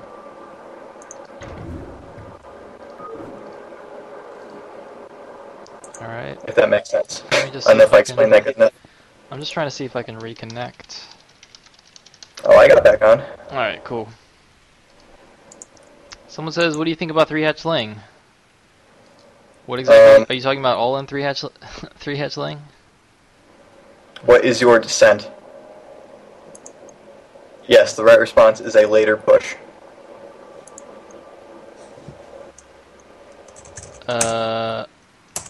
All in 3-hatch laying is all in. Not sure what I'm supposed to say about that. What I do is when I'm playing a Protoss and I see a shitty Wallen, I will Ling all in him because he can't do anything about it. But you shouldn't just 3-hatchling all in hoping the other guy's bad, because eventually that's not going to work anymore. Indeed. Alright, I'm feeling kind of on the spot now that we're calendared.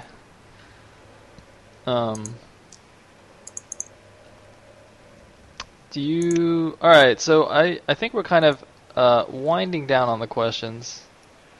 Oh, looks like we got another one. What do you think about going? Yeah, I wanna play the Kid Canada replay too. I wanna check it out.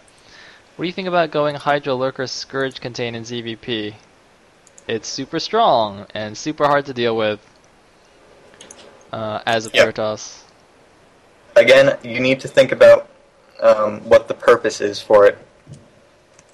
Like, for example, if you are containing in order to get up an extra 2 bases, and by the time he breaks out you have Defilers and Ultras, yeah, go for it. But if you're just containing to, like, make more and more and more and more units, then that's not so good. You should have a plan for what you're doing. Because what will happen is, like, people will contain, and any good Protoss is going to break a contain. Like, contains do not win games. And then he's on 3 bases with no tech and no economy. And that's a sad Zerg. Alright, do you want to join the game? I want to watch Kid Canada against Oya. I really want to watch this game. I'm aching for it.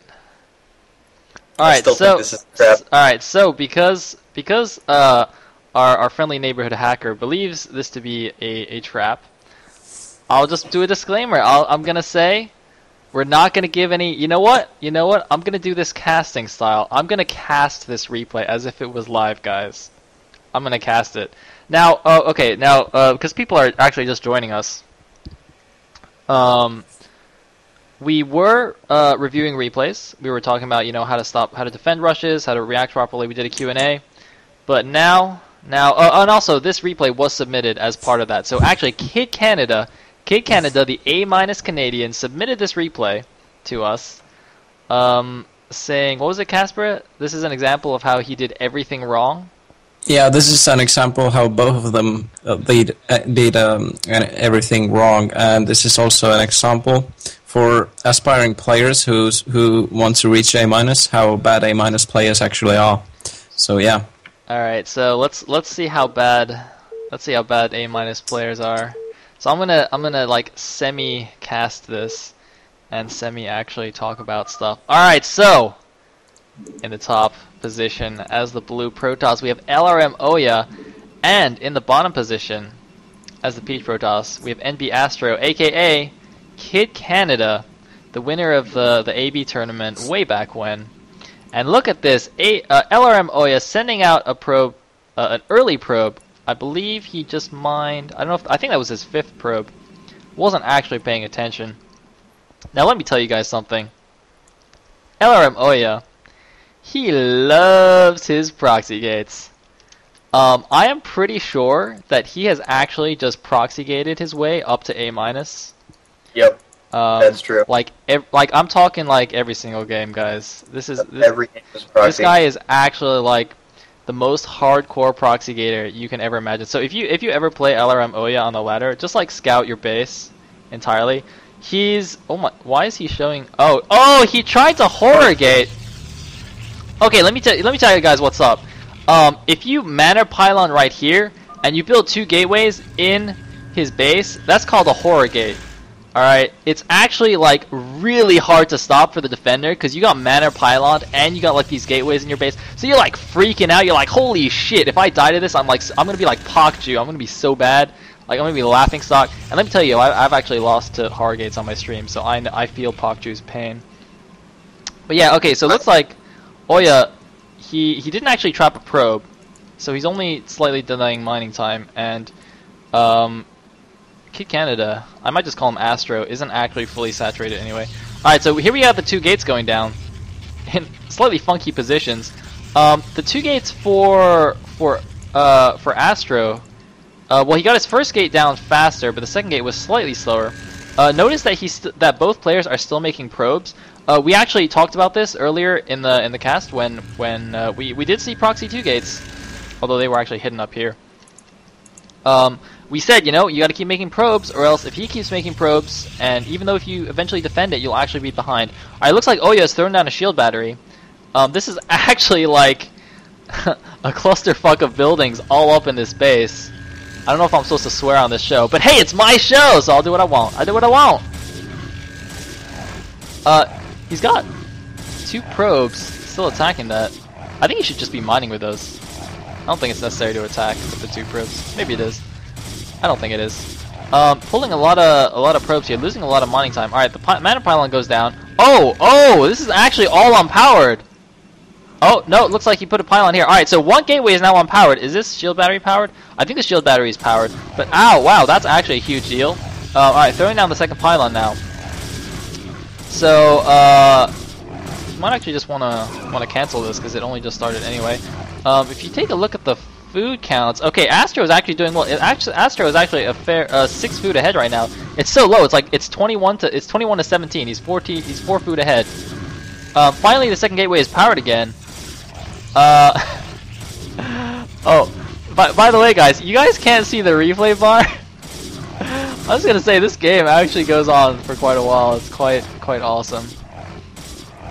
Looks like using a shield battery, just running that guy around. Got one zealot hitting the pylon. Probably wants to hit that zealot now. Yep, very good. Look at that, pulling that probe that was being targeted. Oh, it goes down anyway. Now Astro actually has the higher. Oh no, this zealot is not attacking the other zealot. Ah! Alright, Astro actually has the higher zealot count now, but in terms of probe counts, let me actually quickly take a peek. I would say he's actually he's definitely behind in probes now. Again, this is exactly a situation that we saw earlier when we were analyzing replays. One player getting up in the zealot count, the other player, one player getting up in zealot count, but getting behind in the probes because his opponent focused down his probes. Looks like those 3 zealots were focusing down the shield battery. Not sure I like that. Oh my god, most of the probes. Is that like 5 probes remaining? I can't tell because they're stacked. Move away. Yeah, I think it's like 6. Yeah, it looks like 6 probes remaining. But he has defended this.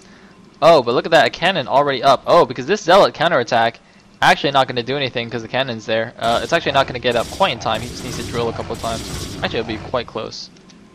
Yeah, it's not going to get up quite in time, but he just needs to drill once and it'll be fine.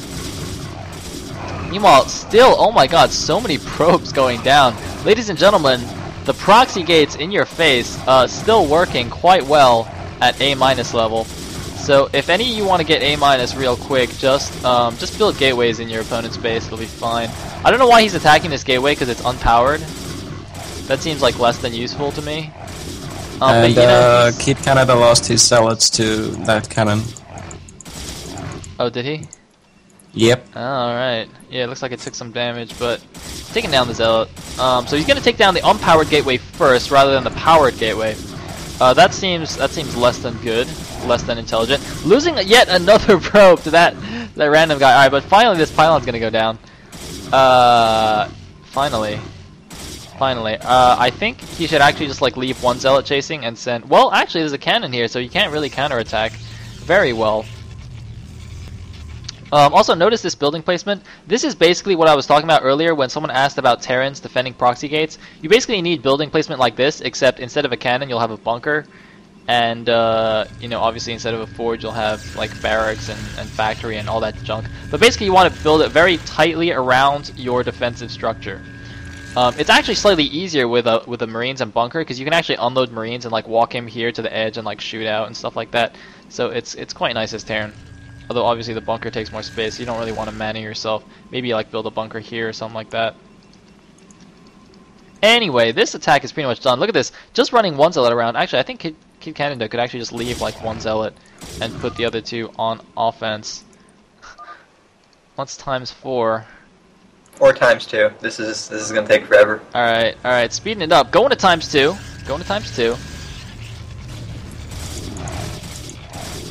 Belladonna. Is, oh my god, everybody is talking to me, holy crap. Everything off. Alright, in my defense, I turned all those messages off just now.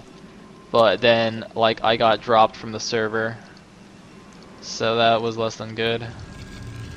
I blame the hacker in the cast. Okay, so it looks like, Kid Canada's gonna go for an expansion. And just expand behind his huge zealot advantage. Meanwhile, I keep forgetting these guys' names. Oya has gone for goons. He got goon range. It's about halfway done. Getting more goons. Gonna go for 3 gate goons. Now, actually, normally on like a big map, say it was on Fighting Spirit, I'd say the 3 gate goon would kill this. But it's destination. You do have these nice bridges to defend. So actually, if you made like a couple of cannons slightly more forward, just to defend the bridge area, he should be okay. But actually, his cannons are a little bit far back. I'm not sure about this. The Dragoons are rallying down. We're going at times too. Everything's running super fast. These Zealots, they have leg speed, except they don't. He's going in for one cannon, sniping one cannon. Look at that nice pro block, trapping a Dragoon. Very, very, very fancy, very Gosu. Like that quite a bit. It's one of those super sexy plays. That's just, that ends up in a Pimples play video. But it looks like, yeah, the cannons are a little bit too far back. He's gonna have to pull probes. Things are dying at double speed. But it looks like all the Dragoons get taken down. They get trapped in the corner, unable to micro away because of this cliff, just backed into a cliff. Those are actually damaged. Whoa, don't lose that. Yeah, let the shields regenerate. So, looks like, Oya is gonna get an expansion of his own. He's probably quite uncomfortable now because, you know, his proxy gates didn't work, so he's probably quite sad about that. Oh yeah, the professional proxy gator. Looks like a cannon going down in the mineral lines. I would assume this is just to be super safe in case Oya is going for a DT drop. Because I mean, otherwise there's no reason to get this cannon. I'm pretty sure that's just being like super safe against DT drop. Because you will notice that he is not getting any robo, as in he's not getting mobile detection. He's instead just taking straight to Templars himself. A nice spotting pylon here, in case any shuttles come around the left side. It's quite good. The probe got killed by this cannon. Probably knows about this Nexus. I don't know if he explicitly saw it. If we take a look at the food counts, 70 food for Oya to 62 for Kid Canada. So slightly behind in the food, but his expansion was up earlier, so I would imagine his economy is better. His opponent's got the robo up, but so it's 4 gates to 3, but Oya does have the robo. And I believe the Templar tech as well. Yes, indeed. So the tech, or rather, no one has a tech advantage. Oh, looks like DTs are running back, hitting the goons.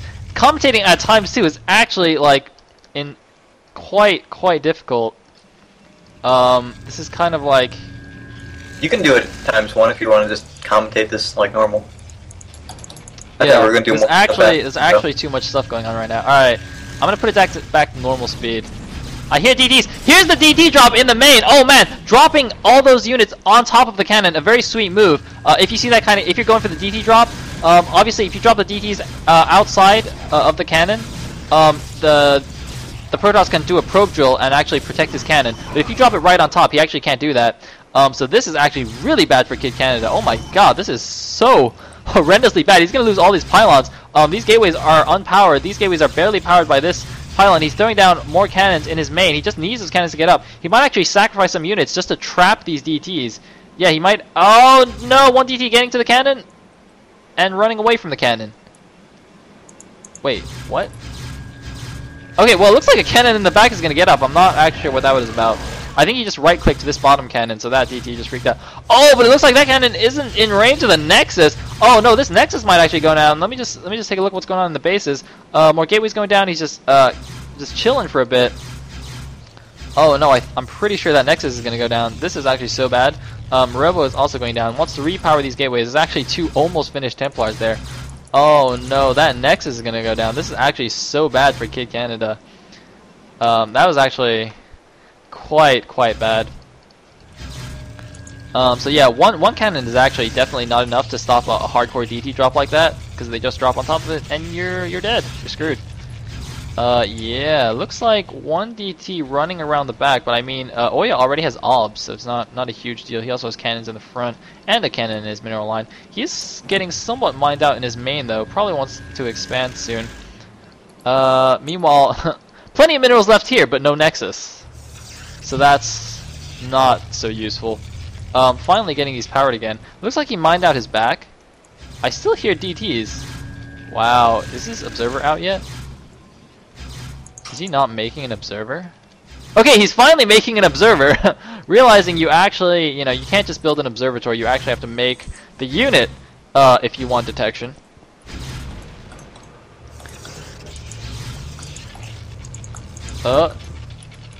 Looks.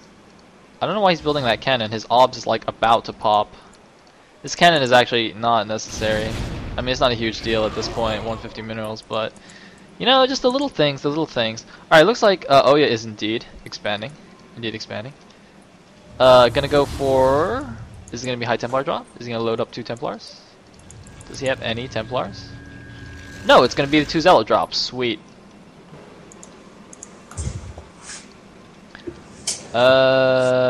Alright, so Kid Canada, Astro, taking his back mineral expansion. And ooh, look at this double expo coming up for oh yeah, god damn, I don't know why it's so hard to say these names. I might as well just call them like Korean names. Alright, from now on these guys are Sungbyung Gu and what was Fantasy? Myung Jung Hyun? Or no, wait, was that Hydra? I don't even know. I just know the famous ones, like really good ones, not fantasy. Alright, from now on these guys are Park Jung Suk? That's Reach, right? Park Jung, something like that. That's Reach. I'm just gonna call these guys Reach and let's say Reach and Bisu. Let's say Reach and Bisu.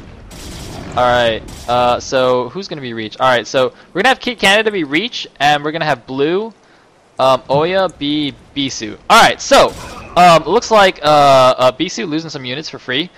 He managed to save this Nexus. Reach is getting his mineral only up, but Bisu's got like the double expo like going up safely. That DT is not gonna do anything because there's a cannon there. Might get like a probe. Come on, Reach DT, you can do it. Storm drop. Storm drop. Reach is natural. Whoa, Reach is natural, getting only 8 kills. All right, not a huge deal. Pretty good. Bisu doing the storm drop.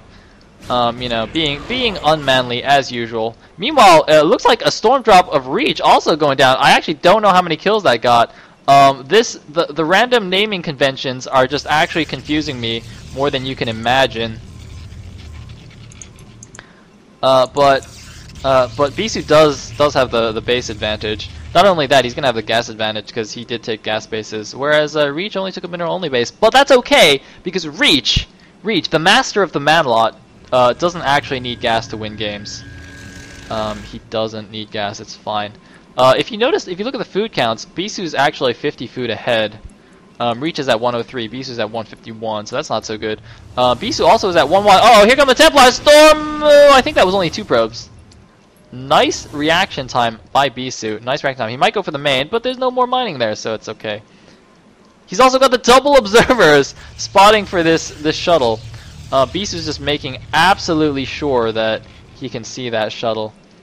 Looks like 6 gateways going down. Actually, what are the upgrades like? Alright, so 1-0 for Reach and 1-1 for Bisu. More cannons going down at this back base. Oh, interestingly, because he doesn't actually have any spotting on this army. His obs is actually just like in a not so useful location. So looks like he made a pylon there, pretending like he was going to expand. There's Panda Bread guy. So Bisu's going to check this out. He's going to be like, huh, alright, there's a pylon there, and there's no nexus, so I guess I'll just go kill this back base. So now actually these cannons do make a little bit more sense. Where is the army, though?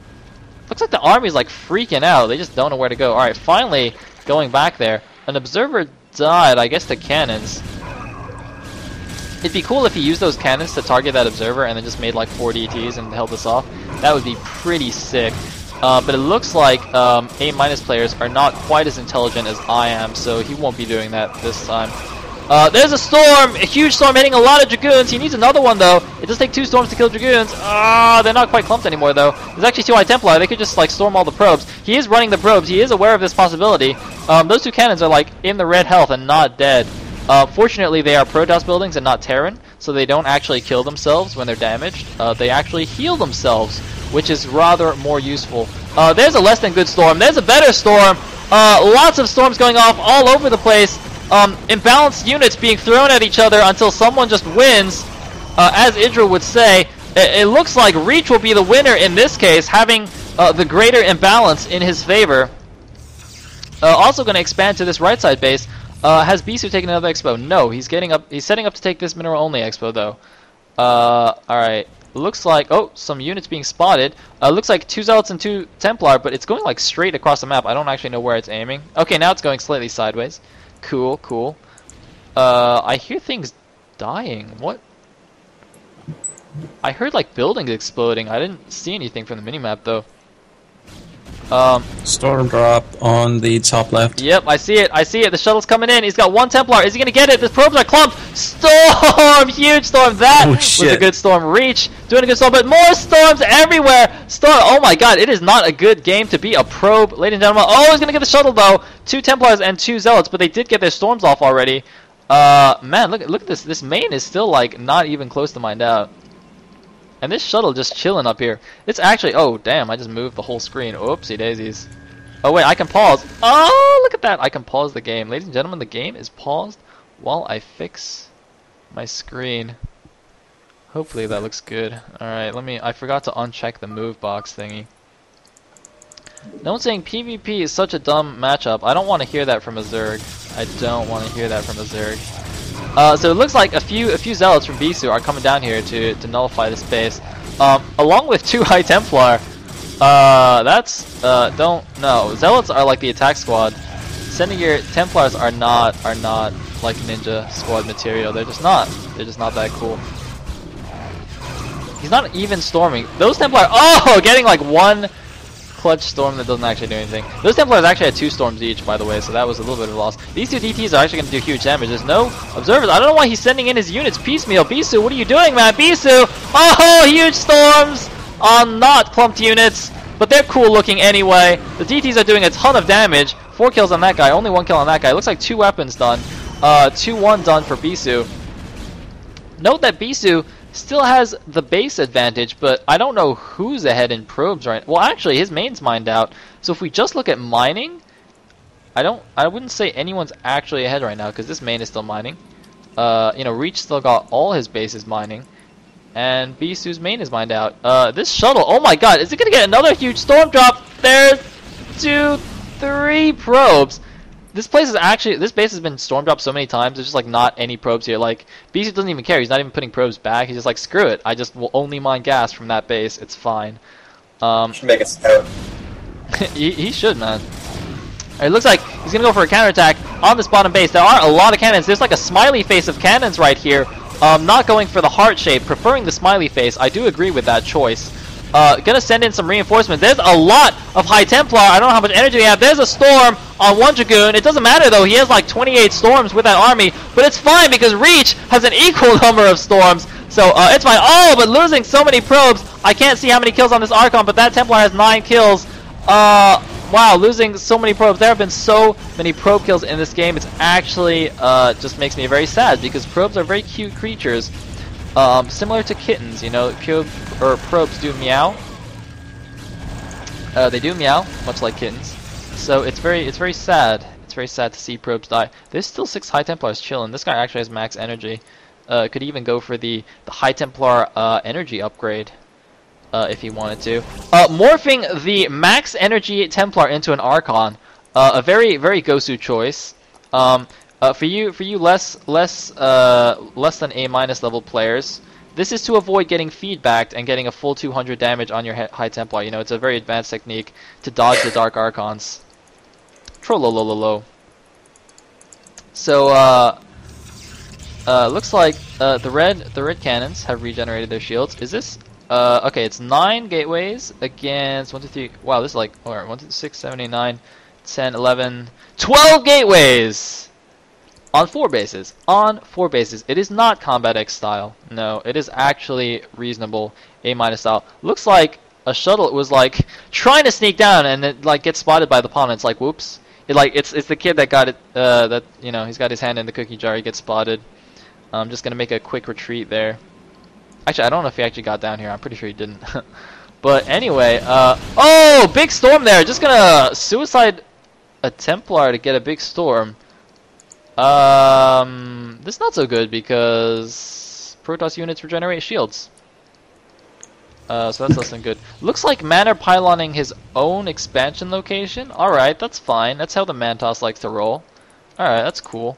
Floating 1,000 minerals. That's also good. Ooh, look at Oya. Oya keeping his money low. Oh, Kid Canada, aka Astro, spending that money now. This High Templar, by the way, has been chilling here for forever. It's on max energy, as you can see, and it's just kind of sitting there, but that's fine, you know. Just in case, oh! Wait, what?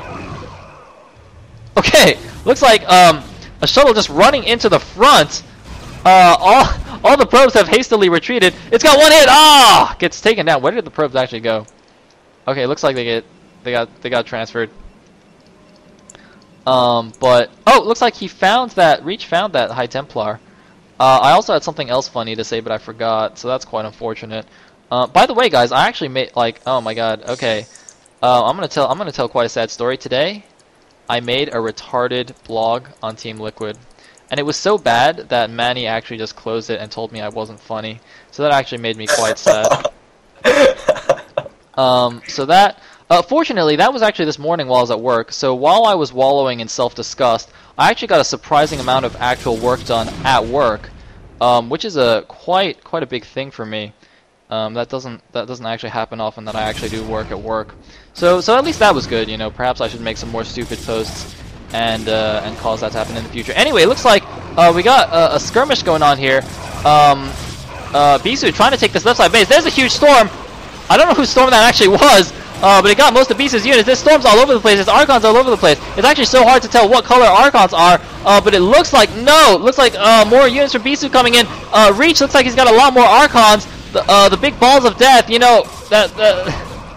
I'm trying to make testosterone jokes, but there's just so much going on. I don't even know what to say. The Dark Templars are actually doing so much damage. Bisu doesn't have an observer. There's the observer finally coming in. But the DT's doing so much damage. 6 kills and 2 kills. Oh man, those DTs. Really worth their weight in gold. Actually, this battle should have been Bisu's, but those DTs, man, cleaning up. Look at that. Cleaning up everything. Alright, but Bisu does get that base down, and oh no, looks like more units coming out. He might actually have to cancel it, I don't know. The DT is actually in there wailing away at the pylon. Looks like it's a frowny phase this time. I guess Reach through time and space heard my sad story and decided to make a frowny face in my honor, so that's good. It looks like he's missing one cannon here, though. Is this unpowered? He somehow unpowered his own cannon. I'm not sure how he did that. I guess it was powered by the Manor pylon that was originally there. A few units gonna try and be heroes. Oh man, can he get a shot on all those? Oh man, if that Archon just like splashed all those Templars down, that would have been quite heroic. But no, he is gonna get taken down. I heard a shuttle die. Oh, it looks like he was going for a storm drop, but he just like flew over the army. Oh, at least he gets the observer. That's good. So that's alright, cool. Looks like we got 3-1 upgrades for Reach. And 3-3 now for Bisu. Okay, only gonna need some shield upgrades from now on. Looks like natural mined out. Mineral only, pretty much mined out. The main is not mined out. That's quite hilarious. Third base is doing fine. Meanwhile, what about Bisu? Bisu is almost mined out of this base. This base not, though, because he got storm dropped here about 87 times over the course of the games. Losing infinite probes. Keep in mind, ladies and gentlemen, that this game started off as an in-your-face proxy 2-gate. So, yeah, it has had quite an epic development here. Looks like, let me look at the food counts. The food count's actually surprisingly close. 153 for Reach, 174 for Bisu, so still slightly ahead for Bisu, about 20 food. But at this high food levels, 20 food difference is not a huge amount. It might come down to just a few well-placed storms. Both armies kind of jockeying for position right now. Reach going to try and set up this base. Bisu might want to try retaking this base, but notice, yep, he is, just as I say that, but there is a DT there. Oh, dodging the DT. Ooh, very fancy, but is there an observer? There's actually no observer. Where did that observer go? Oh my god, this DT could even try and snipe some High Templar right now. Why does he not have an observer? Okay, there's the observer. Alright, that DT is going to go down. But look at this, another base going up for Astra, aka Canada, so he actually will be doing quite well economically, although he didn't actually get this base yet. He's going to try and set it up. So actually, I'm not too sure who's in a better position. Bisu is now maxed. Reach is not. Reach is only at 170. This big max army could actually kill him. Reach is also down on upgrades. He's only got 1 armor compared to the 3 armor of Bisu. Here it comes. Here's the decisive battle. Storms on everything. Stormu everywhere. Oh my god, the imbalance. Somebody call Idra. They have to make a show about it. Oh man, there's just... Okay, there's not many storms going on anymore. There's a lot of Archons. Giant fireballs up there. There's storms going off on Zealots. Storms going off everywhere. It looks so close right now. The Mantos might take it though. He's got a lot of Archons left. Oh my god. The 200 max army getting taken out by the 170 food army. I'm not actually sure that happened, but oh yeah, GG's. Whoa. Don't throw games away. How did that happen?